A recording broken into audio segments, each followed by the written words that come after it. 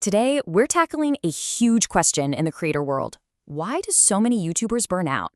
Now, the easy answer is, oh, they're just not getting enough views. But you know what? The data tells a completely different story. Okay, let's just get straight to the heart of it. Most YouTubers don't fail because they're not talented or because they don't work hard enough. No way. They fail because the system they're working in is fundamentally broken. A creator's mental and emotional energy, their psychological endurance, it just runs out long before the channel ever gets a real shot at taking off. So let's start by blowing up that big myth. Burnout isn't some kind of personal failure. It's not on you. It's a predictable, almost guaranteed outcome of a system that's just, well, it's designed to do this. We've got to stop blaming the creators and start taking a hard look at the machine itself. And at the core of all this is a concept we're calling psychological endurance. Just think of it like a fuel tank for your brain. Every single video you make, every comment you read, every time you refresh that analytics page, it sips a little bit of fuel. And for most creators, that tank hits empty way, way before their view count can ever hope to sustain them. Right, so what this really boils down to is a huge imbalance. The platform is screaming for instant reactions, constant updates, and it forces you to compare yourself to everyone else. This creates this insane time crunch where your creative speed just has to outrun your ability to recover.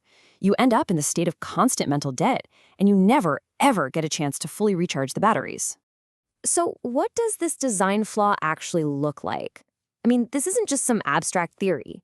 It shows up in very real, very clear ways in a creator's behavior, and it pulls them into a totally predictable downward spiral. Now, check out these early warning signs. Does any of this sound familiar? I bet some of you are nodding along right now. The posting schedule starts to slip. You find yourself making videos about why you're not making videos. And here's the big one. Your entire mood for the day is tied to that analytics graph.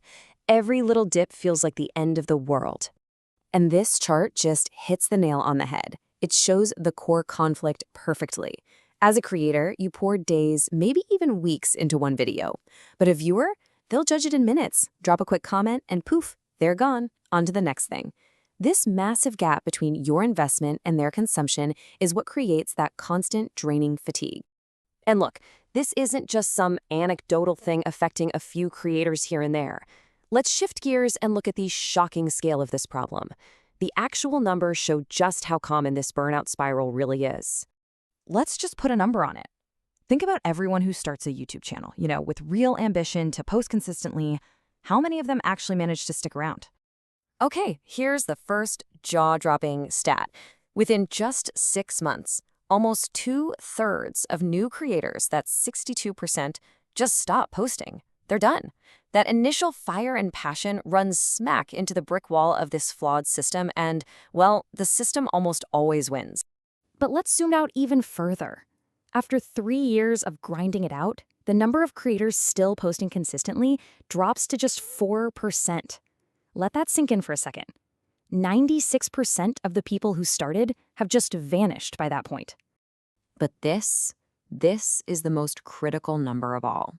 Out of everyone who ever starts, only about 1% are able to correctly see the real problem, that it's the system that's broken, not them, and then actually fix it for themselves. Almost everyone else blames themselves, thinks they just weren't good enough, and they never escape that spiral. Okay, so that was the diagnosis. Pretty grim, right? But now for the prescription. The great news is, if this is a design problem, well, that means it can be fixed with a better design. So let's walk through a clear, actionable blueprint to do just that. So fix number 1 is all about taking back control of your time. The issue is that the mental energy you spend stressing about a video often costs way more than the time you spend actually making it. The solution? You have to impose strict, non-negotiable limits. Cap your total time on a video at 3 hours or less. And this is so important. Put yourself on an analytics blackout for 72 hours after you post. You have to break that instant feedback loop. All right, next up, we have to totally redefine what success even looks like. Getting addicted to those wild swings in views and comments will absolutely destroy any long-term plan you have. So what's the fix? You change the metric you care about. Focus only on weekly subscriber growth. It's a much more stable, healthy indicator of your channel's real progress. Views and comments? Downgrade them to something you only glance at once a month. And the third fix is about building your entire workflow for the long haul, for sustainability. You have to protect your recovery time like it's gold. And the key to this is building a buffer. Get this. Don't even let yourself brainstorm new ideas until you have a backlog of at least 2 finished videos ready to go. This creates an incredible safety net, and it lets you actually schedule time off without that constant feeling that you're falling behind.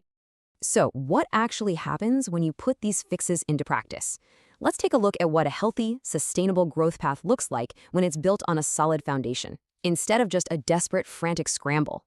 So here's a model for what that growth can look like. Notice how the video frequency scales up super gradually over years, not weeks. The absolute key at every single stage is to keep your personal workload and your stress level constant. Growth isn't about working yourself to the bone, making more and more content. It's about smartly expanding your reach while keeping your own effort and your well-being totally stable. And that really brings us to the final, most powerful takeaway. Burnout isn't a character flaw, it is a design flaw. Simple as that. When you start to recognize that invisible cost of your psychological endurance, and when you finally break up with that instant feedback loop, suddenly continuing on is no longer about luck or just having more grit. It becomes a skill, something you can learn, something you can practice. So the real question you have to ask yourself is, are you building a system that's designed to fail or one that's designed to last?